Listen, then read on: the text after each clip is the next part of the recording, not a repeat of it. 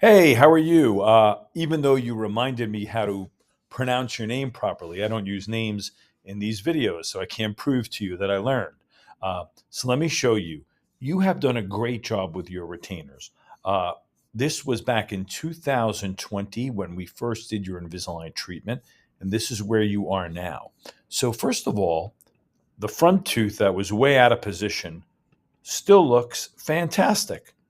And look at how we closed your bite. You had an open bite and it's closed down very nicely.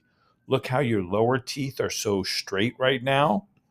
So the lower needs absolutely no change. And on the top, there is just a small amount of regression. So basically, the way these teeth were positioned, this has nudged a little forward and this is set back ever so slightly. Now, watch when I click this. You see how it gets a little wider and they're straightening a little bit more of all the teeth. And so this is possible. It says 7, but this is twice as fast. It would have to be about 3 months of wearing the aligners again. I would have to put an attachment on this tooth right over here.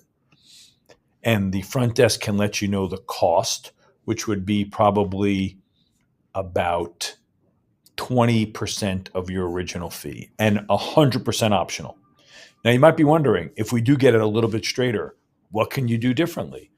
And that is a good question, because when you're not wearing something full time, there is a little bit of regression. And you kind of, as I use the analogy, I think when I saw you, a person who lost 50 pounds 5 years later, if they gained back 8 of those 50, that would be considered great maintenance. So you can talk with the front desk about the cost of redoing a 3-month refreshment of this, we could call it, or just keep the retainers that we gave you. And I told you that if we do this within the next 3 months, I would apply the cost of the new retainers we made for you towards the treatment. Let me know what you think.